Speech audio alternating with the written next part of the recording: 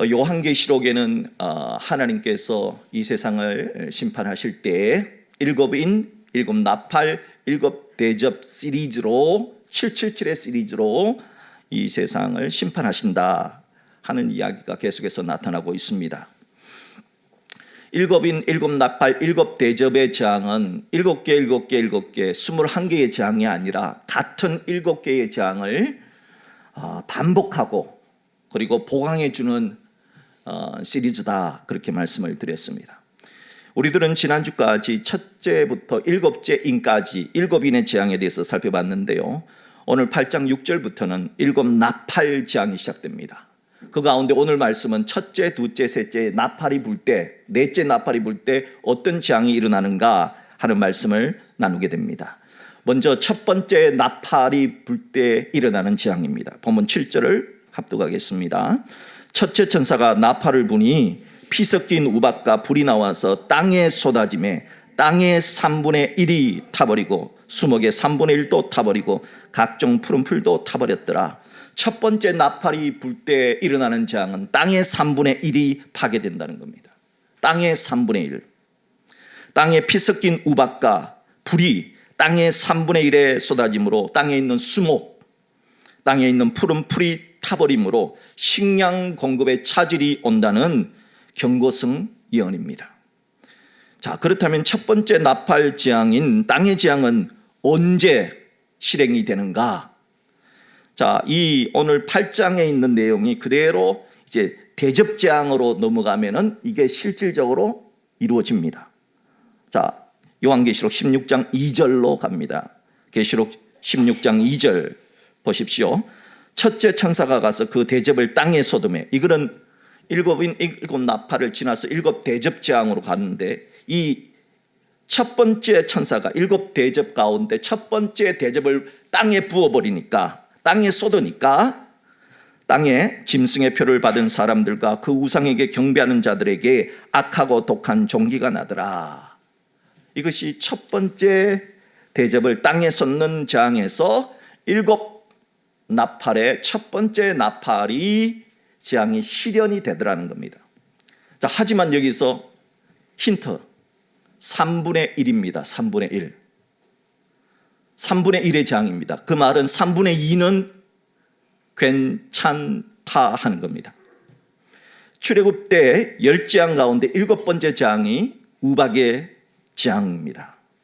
그런데 이 우박의 재앙이 내렸는데 이집트에만 우박 재앙이 내렸습니다. 하나님의 백성이 있는 곳에는 괜찮았습니다. 출애굽기 9장 26절 보십시오. 이스라엘 자손들이 있는 그곳 고센 땅에는 우박이 없었더라. 그러니까 하나님께서 주시는 이 재앙은 악인에 대한 재앙이지 선한 의인 하나님의 백성들에게는 피해가 없다는 겁니다. 사랑하는 성도 여러분, 하나님은 처음부터 완전히 다 심판하는 것이 아닙니다. 나팔 재앙에서는 7인의 재앙에서는 4분의 1이에요. 그런데 7 나팔 재앙에서는 3분의 1이에요. 3분의 1은 괜찮다 하는 겁니다. 왜일까요? 왜 3분의 1은 하나님이 괜찮게 놓아두셨을까요? 한번 생각을 해보면서 말씀을 들어보세요. 자, 두 번째 나팔 재앙입니다. 본문 8절 9절을 합독합니다. 둘째 천사가 나팔을 부니 불붙는 큰 산과 같은 것이 바다 위에 던져지매 바다 위에 3분의 1이 피가 되고 바다 가운데 생명 가진 피조물들의 3분의 1이 죽고 배들의 3분의 1이 깨지더라. 두 번째 나팔 재앙은 바다에 떨어지는 재앙입니다. 바다 위의 재앙, 바다 3분의 1의 재앙입니다. 불붙는 큰 산과 같은 것이 바다에 떨어집니다. 그래서 바다의 3분의 1, 해양 생물의 3분의 1이 죽습니다. 배들의 3분의 1도 깨집니다. 불붙는 큰 산과 같은 것이 바다에 떨어진다. 이건 무엇이냐? 화산의 폭발로 인해서 바다의 3분의 1이 파괴됨을 경고합니다. 그러니까 우리가 지금 계속해서 불의 고리 그래가지고 이 태평양, 이 일본부터 시작해서 쫙 이렇게 불의 고리 있잖아요.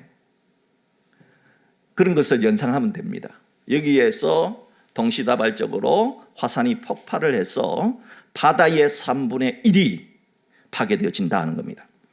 출애굽 때 10재앙이 있었죠. 10재앙 가운데 첫 번째 재앙이 나일강의 피로 변하는 재앙과 유사합니다. 그렇다면 이런 두 번째 나팔 재앙, 즉 바다의 재앙은 언제 실행이 될까요? 역시 대접을 바다에 부어버릴 때, 요한계시록 16장 3절로 갑니다. 요한계시록 16장 3절을 보면은 둘째 천사가 그 대접을 바다에 쏟음에 대접 재앙에서 일어난다는 겁니다. 바다가 곧 죽은 자의 피같이 되니 바다 가운데 모든 생물이 죽더라. 자, 여기서 한번 보세요. 일곱 인의 재앙에서는 4분의 1이에요. 나팔 재앙에서는 3분의 1이에요. 그러다 대접 재앙은, 대접은 다 엎어버리면 완전히 다 죽는다는 겁니다. 자, 왜 하나님은 4분의 1, 3분의 1, 번거롭게 다 이렇게 하나님께서 시리즈로 이렇게 심판을 하실까요? 왜일까요? 한번 생각을 해보세요. 세 번째 나팔 재앙입니다. 본문 10절, 11절을 합독합니다. 셋째 천사가 나팔을 부니 횃불같이 타는 큰 별이 하늘에서 떨어져, 어디에 떨어집니까? 강들의 3분의 1과 여러 물샘에 떨어지니 이 별 이름은 쓴 쑥이라. 물의 3분의 1이 쓴 쑥이 되매 그 물이 쓴 물이 되므로 많은 사람이 죽더라. 세 번째 나팔 재앙은 물의 재앙입니다. 마시는 물의 재앙입니다. 횃불같이 타는 큰 별이 강 여러 물샘에 떨어져서 우리가 마시는 물에 썰이 쓴 쑥과 같이 물이 오염된다 하는 겁니다. 마시는 물 때문에 3분의 1이 죽게 되는 재앙이 온다는 겁니다. 이 큰 별에, 그러니까 물의 근원에 떨어지는, 하늘에서 떨어지는 별의 이름이 뭐예요? 쓴 쑥이다. 쑥이 썩거든요. 쓴 쑥이다. 이것은 거대한 유성이 물에 떨어짐으로써, 혹은 핵폭탄이 물에 떨어짐으로써 물의 3분의 1이 오염된다는 겁니다. 핵전쟁으로 인해서 그 쓴물이, 아니면은 거대한 유성이 떨어져서 오염된 물 때문에 사람들은 3분의 1이 죽게 된다 하는 겁니다. 이러한 물의 재앙은 출애굽기 10재앙 가운데 역시 첫 번째 재앙인 나일강의 재앙과 유사하지요. 예레미야 선지자는 예레미야 9장에서 쓴 쑥은 왜 이런 재앙이 내렸냐? 우상 숭배 때문이다. 그렇게 예언을 한 바가 있습니다. 자, 그렇다면은 셋째 나팔의 재앙인 물의 재앙은 언제 실행이 될까요? 역시 대접재앙에서, 세 번째 대접재앙에서 일어납니다. 요한계시록 16장 4절로 갑니다. 계시록 16장 4절을 보세요. 셋째 천사가 그 대접을 강과 물 그늘에 쏟으니까 피가 되더라. 이 세 번째 나팔 재앙의 물의 재앙 역시 세 번째 대접재앙에서 강과 물 그늘에 쏟아 부어지니까 일어나더라 하는 겁니다. 자, 이제 다시 네 번째 나팔 재앙입니다. 네 번째 나팔이 붑니다. 본문 12절 보세요. 넷째 천사가 나팔을 부니 이번에는 뭐의 3분의 1이에요? 해 3분의 1, 달 3분의 1, 별들의 3분의 1이 타격을 받아 그 3분의 1이 어두워지니 낮 3분의 1은 비추임이 없고 밤도 그러하더라. 네 번째 나팔 재앙은 해와 달과 별들의 3분의 1이 타격을 받아 어두워지는 재앙입니다. 사람들 중에는 해, 달, 별들을 신으로 섬기는 자들이 있죠.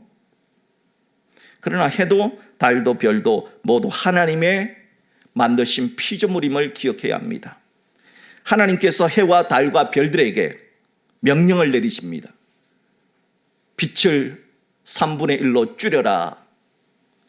옛날에는 그게 안 됐어요. 요즘은 이걸 보면요, 조명도 보면은 별 조명을 조정할 수가 있어요. 밝게 했다가 어둡게.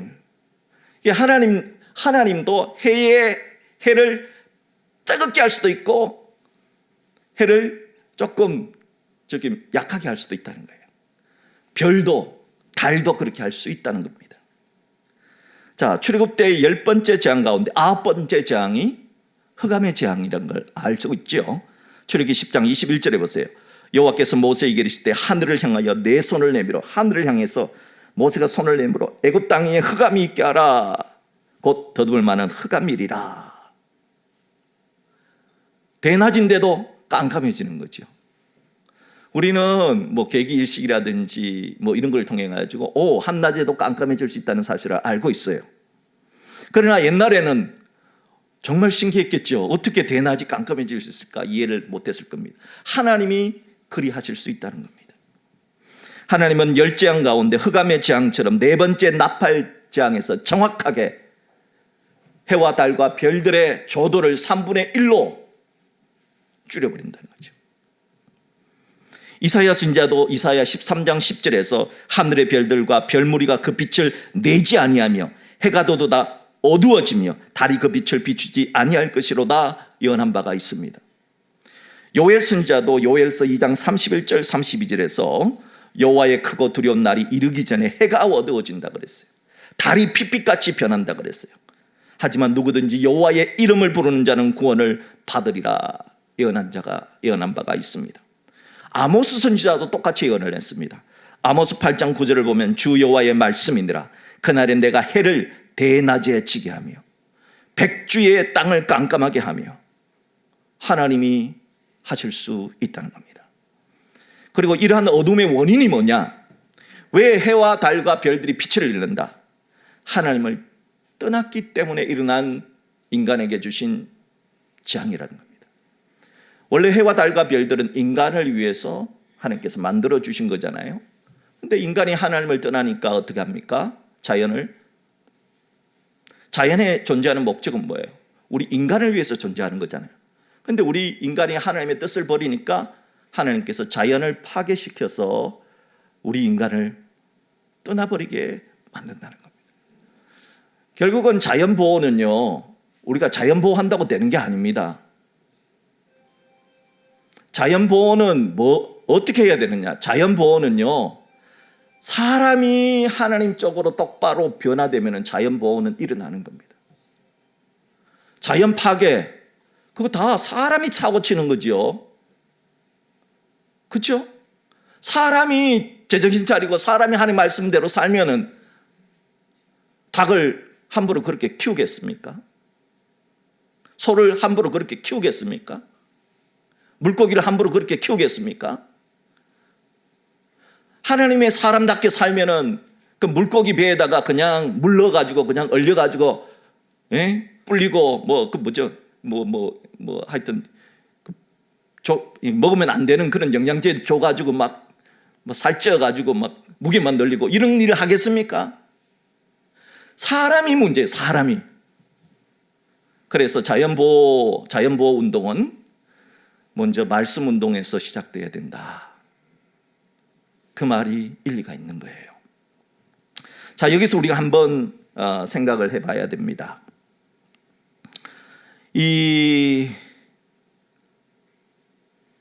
하나님은 왜 한 방에, 그러니까 요 위에 안 했군요. 그렇다면 이 네 번째 나팔재앙인 해와 달과 별들의 3분의 1이 어두워지는 경고가 언제 실행되느냐? 역시 네 번째 대접을 쏟아붓는 재앙에서 이루어지겠죠. 계시록 16장 8절입니다.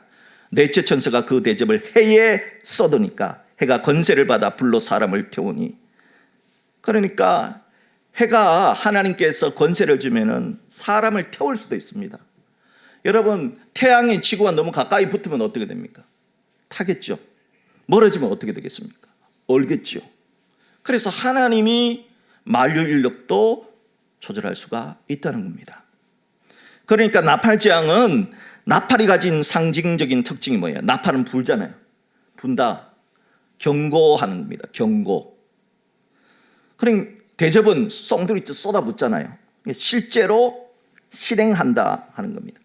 그러므로 일곱인 일곱 대접 일곱인 일곱 나팔 일곱 대접 재앙은 이 7개 21개의 재앙이 아니라 같은 7개가 더 4분의 1, 3분의 1, 1분의 1 이렇게 점진적으로 이루어진다는 겁니다. 자, 여기서 우리가 한 가지 생각해 봐야 되는 게 뭐냐? 하나님은 왜 한 방에 그냥 심판해 버리지? 왜 이렇게 심판을 7인의 환난, 7 나팔, 7 대접, 왜 이렇게 질질 끌까요? 왜 하나님은 심판을 미루고 또 미루시는 걸까요? 출애굽의 10재앙과도 같습니다. 그냥 애굽 왕 말 안 들으면 그냥 한 방에 그냥 바로 때려버리면 되잖아요. 그런데 왜 하나님께서는 피, 깨구리, 파리, 수많은 재앙을 10번이나 행하실까요? 왜 그럴까요? 하나님은 그런 자들에게도 10번의 기회를 주신 겁니다. 회개하라고요. 왜 10번이겠습니까? 한 사람이라도 더, 한 사람이라도 더 7인의 재앙을 통해서 돌아올 수면 좋지요. 7 나팔 재앙에서 또 돌아오면 좋지요. 그것도 안 되면 대접 재앙에서라도 돌아오라고 회개할 시간을 주시고 하나님께로 돌아오는 하나님의 사랑, 하나님의 배려라고 할 수 있는 겁니다.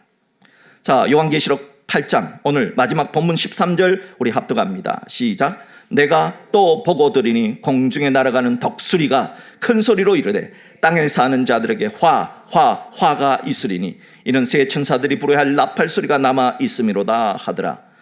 여기에 등장하는 독수리는 해석을 잘 해야 됩니다. 이거 이제 또 이단들이 아주 단골 메뉴로 독수리를 어떻게 해석하느냐에 따라서 2단 3단이 나오는 거예요.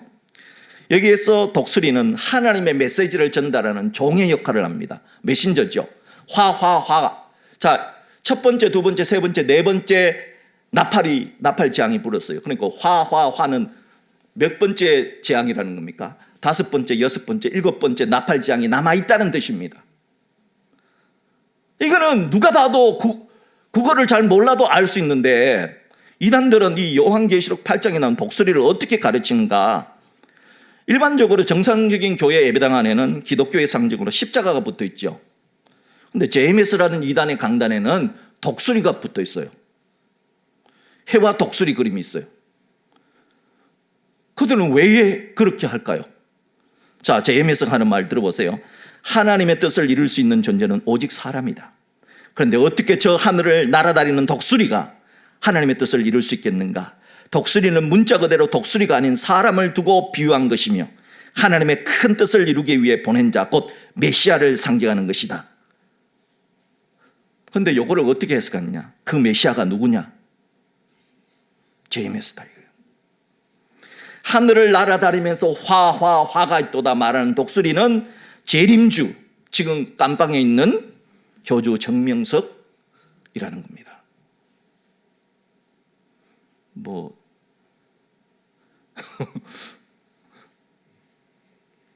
참, 이런 해석을 어떻게 믿을까 싶지요? 그 사람들은 당연히 믿습니다. 자, 또 아버지 하나님, 어머니 하나님 신봉하는 하나님의 교회. 이단들은 이름도 잘 지어. 교회 이름 어떻게 하나님의 교회니까 모르는 사람들은 하나님의 교회인 줄 알고 갔다가 하나님의 교회 참, 그 사람들은 독수리를 누구로 해석하느냐? 사람으로 오신 하나님으로 해석을 합니다. 그들이 말하는 사람으로 오신 하나님은 누구일까요? 자칭 재림 그리스도가 주장했다가 죽은 교주 안산홍 아버지 하나님. 그리고 안산홍 아버지 하나님이 죽으니까 부인에게 물려줬습니다. 어머니 장길자 어머니 하나님. 이제 장길자 어머니 하나님이 죽으면 누구한테 물려주겠습니까? 아들 땡땡땡 하나님. 하여튼 한 3대는 해먹을 수 있어요. 그런데도 이단 중에서는 가장 현금이 많은 이단이 하나님의 교회입니다. 신천지보다 더 파워가 막강한 이단이 하나님의 교회인 거 아십니까? 또 신천지는 독수리를 뭐로 해석을 하느냐? 신천지는 독수리를 영계 하나님 나라와 영계 하나님 나라와 육계, 여기 말하는 개는 영계는 어린 닭 아니고요, 영적인 세계. 육계는 그 닭이 아니고요, 이 세상 육계, 하나님 장막을 왕래하는 천사장으로 비유를 합니다. 자, 들어보십시오. 하나님 영계에 속한 모든 영들은 영계의 천사라 할 수 있다. 이건 바른 말이에요. 하나님의 창조 사업의 협력자로서 사역되는 모든 영들은 영계의 천사들이다. 이것도 맞아요. 이단이 다 틀린 게 아니에요. 자, 여기 맞다니까요. 반면 땅, 즉 육계에도 천사가 있음을 잊어서는 안 된다. 여기서부터 틀려요. 지금까지 우리는 천사가 영계에만 있는 것으로 생각하였고 또한 그렇게 믿었다. 그러므로 천사는 곧 우리 사람이다. 이게 틀려요. 윗부분은 맞아요. 결코 이질적 존재가 아니라 우리가 받을 성령들이 천사들이요 하나님의 일을 하는 사람이 이 땅의 천사들이다. 정리하자면 신천지는 신천지 신도들이 천사이고 이만희 교주가 천사장이라고 주장을 합니다. 천사가 저렇게 늙으면 이만희처럼 될 수 있다. 그래서 이제 막 헬기 타고 돌아다녀요. 여러분, 한 가지 알아야 하는 것은 천사 같은 사람이라는 말은 저 사람 참 천사 같다 돼요. 맞아요. 그런데 사람은 천사가 아닙니다. 사람은 하나님께서 피조한 육과 영혼을 가진 존재고 천사는 하나님의 심부름하고 영계에 만들어진 존재입니다. 그래서 이거를 맞는 말 같으면서도 살짝 꽈요. 속으면 안 됩니다. 여러분, 과연 독수리가 메시아일까요? 아니면 재림줄까요? 아니면 천사장일까요? 그게 안 되라면 요한계시록에 등장하는 독수리는 도대체 누구란 말입니까? 요한계시록 8장 13절에 나오는 독수리는 하나님의 메시지를 세상에 전달하는 천사입니다. 근데 천사의 이름은 누군지 몰라요. 보통 이제 이 하나님의 말씀을 전하는 천사를 가브리엘과 가브리엘을 따르는 천사들로 분류를 합니다. 메신저 천사들이죠. 그러나 이름이 나오지 않아요. 요한계시록 8장 12절에 헬라어 사본을 보면 독수리 대신 앙겔로스, 즉 천사라고 기록되어져 있습니다. 독수리로 비유된 천사의 이름은 알 수 없지만 분명한 것은 독수리같이 빨리 전하는 사람, 천사다. 하나님의 메시지를 꾸물거리지 않고 신속하게 빠르게 전하는 천사인 것은 분명하다. 이단들 중에서 요거까지는 맞춰요. 그런데 문제는 뭐냐? 천사는 하나님의 메신저예요. 종이에요. 근데 이단들은 독수리를 하나님의 종이다고 말하는 사람이 없어요. 이게 문제예요. 자신들은 독수리 같은 메시아, 그리스도 천사장이라고 주장합니다. 단 한 명도 하나님의 종이다, 하나님의 심부름꾼이다, 하나님의 통로다 하는 사람은 하나도 없지 않은가. 그래서 이단이 짝퉁인 겁니다. 하나님의 천사까지는 맞아요. 그런데 자기는 그런 천사가 아니고 자기가 메시아다, 이렇게 천사장이다, 이렇게 천사가 늙으면 저렇게 되는구나, 이렇게 말하면은 퀘스천 마크를 달아야 됩니다. 그렇다면 과연 오늘 계시록 8장 13절에서 말하는 독수리는 하나님의 어떤 말씀을 받아 전했습니까? 독수리가 13절에서 큰 소리로 외친 메시지는 뭡니까? 화로다 하는 메시지입니다. 그러니까 지금까지 첫 번째, 두 번째, 세 번째, 네 번째 나팔장이 있었어요. 그래서 땅의 3분의 1, 바다의 3분의 1, 먹는 물의 3분의 1, 하늘의 우주의 3분의 1이 재앙을 당하는 모습을 봤어요. 다섯 번째, 여섯 번째, 일곱 번째 나팔재앙은 이제 아직 남아있다는 겁니다. 그 재앙은 첫 번째, 두 번째, 세 번째, 네 번째 나팔재앙과는 비교할 수 없다는 겁니다. 더 막강한 파워풀한 그런 재앙이 닥치고 있다는 겁니다. 다섯 번째, 여섯 번째, 다섯 번째 재앙은 다음 주에 우리가 살펴보겠습니다. 요한계시록 8장 13절을 우리 다시 한번 볼까요? 합독하겠습니다. 내가 또 보고 들으니 공중에 날아가는 독수리가 큰 소리로 이르되 땅에 사는 자들에게 화가 있으리니 이는 새 천사들이 부르야 할 나팔 소리가 남아 있음이로다 하더라. 화는 남아있는 나팔 소리, 즉 다섯 번째, 여섯 번째, 일곱 번째 나팔 재앙을 뜻하는 겁니다.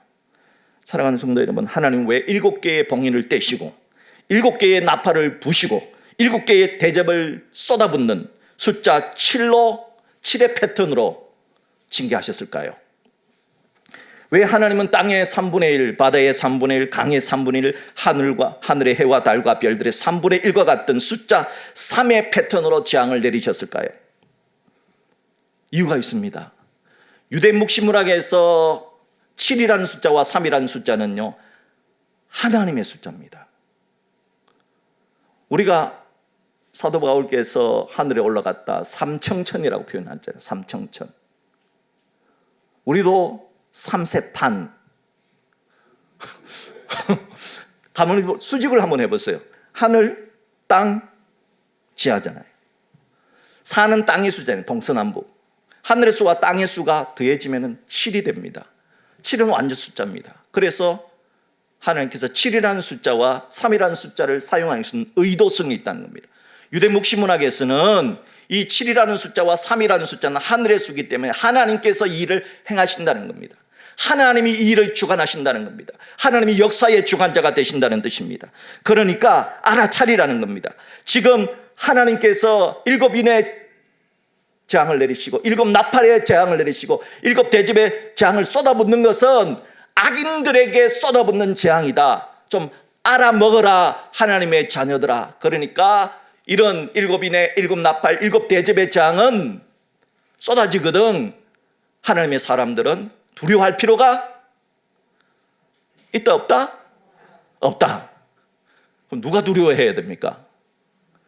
하나님의 백성이 아닌 사람들이 두려워해야 한다 하는 뜻입니다. 너희들이 하나님의 자녀가 맞다면 안심해도 된다는 뜻입니다. 그러나 아직도 하나님의 자녀인지 내가 하나님의 자녀가 맞나? 어떤 때는 맞는 것 같고 어떤 때는 아닌 것 같은 그런 사람이 있다면 이 말씀을 듣고 지금이라도 늦지 않았다. 회개하고 돌아오라. 회개하고 하나님의 자녀답게 한번 살아봐라 하는 메시지를 담겨 있는 것입니다. 그러므로 오늘 이 시대를 살아가는 우리가 요한계시록을 읽어야 되는 이유가 여기에 있는 겁니다. 세상 풍파와 고통이 곳곳에서 감지됩니다. 하지만 이 세상 역사를 주관하신 하나님의 아들, 딸들은 세상 사람들처럼 말세라고 해서 두려워하지 말고 절망하지 말고 좌절하지 말라는 겁니다. 우리가 아버지라 부르는 하나님, 그 하나님께서는 천지를 지으신 분이고 이스라엘을 애굽의 손에서 구원해내신 분이고 사탄적인 악과 불의를 7 나팔 7 대접 재앙으로 심판하시는 분이십니다. 그러므로 우리의 아버지 하나님께서 요한계시록을 통해 지금 고난받는 성도들, 지금 영적 전쟁 중에 있는 교회들에게 소망을 주려는 것입니다. 그리고 이 소식을, 이 복음을 아직도 불안에 떨고 있는 세상 사람들, 정말 그러면은 불안에 떠는 사람들 많죠. 여러분 뭐 말세에 대한 영화 이런 거 많이 보면 불안한 사람들 많죠. 그런 사람들에게 좀 전파해라. 얘들아, 우리는 저런 거 하나도 안 겁나요. 넌 왜 안 겁나냐? 저런 거는 전부 다 성경을 보면은 안 믿는 사람들에게 내리시는 심판이래요. 왜 그렇게 하실까요? 하나님께 돌아오라고. 나는 하나님의 아들이거든요. 나 하나님 딸이거든요. 그래서 나는 좋아요. 정말 말세 나는 괜찮아요. 끄떡없어요. 한번 따라할 거예요. 나는 괜찮아요. 끄떡없어요. 하늘이 무너져도 나는 괜찮아요. 죽어도 괜찮아요. 우리는 괜찮아요. 왜요? 천국이 있잖아요. 그러나 하나님의 자녀가 아닌 사람들 어떻게 해요? 야, 이거 어떡하나? 이거 어떡하나? 이거 어떡하나? 우리는 괜찮아요. 끄떡없어요. 여러분, 되뇌이세요. 나는 괜찮아요. 끄떡없어요. 말세 할아버지가 와도 나는 괜찮아요. 끄떡없어요. 말세 할머니가 와도, 할아버지면 좀 섭섭해서 할머니가 와도 괜찮아요. 난 끄떡없어요. 왜요? 우리는 하나님의 아들, 딸이니까요. 이 복음을 불안에 뜨는 세상 사람들에게 전파해서 절망 중에도 함께 소망을 가지고 살라는 것입니다. 이런 하나님 아버지를 믿는 믿음으로 어떤 어려움이 닥쳐올지라도 이겨내시고 우리에게는 어떤 상황도 괜찮다는 믿음을 가지시고, 하나님은 이 세상에서만 하나님이 아니라 저 천국에서도 하나님이고요, 심지어 지옥에서도요 하나님이에요. 잊지 말아야 돼요. 하나님은 살았을 때만 하나님이 아니고요, 아브라함이 죽었잖아요. 지금부터 아브라함이 죽은 지가 몇 년도입니까? 4,000년 지났잖아요. 이삭도 죽었잖아요. 야곱도 죽었잖아요. 다윗도 죽었잖아요. 그런데 왜 지금도 우리는 아브라함의 하나님, 이삭의 하나님, 야곱의 하나님이라고 그럽니까? 하나님 앞에는 야곱이 안 죽었어요. 아브라함도 안 죽었어요. 이삭도 안 죽었어요. 살아있어요. 하나님 나라 가면요, 우리 믿음의 선배들 다 살아있어요. 하나님 나라 가면요, 저희 어머니도 살아있어요. 거기서 우리는 만날 거예요. 그러니까 너무 말세 쫄지 마세요. 말세 두려워하지 마세요. 영화가 무섭죠. 에? 공포 영화는 난 무서워요. 그래서 나 공포 영화 절대 안 봐요. 예, 밤에 오줌 싸요. 그래서 안 봐요.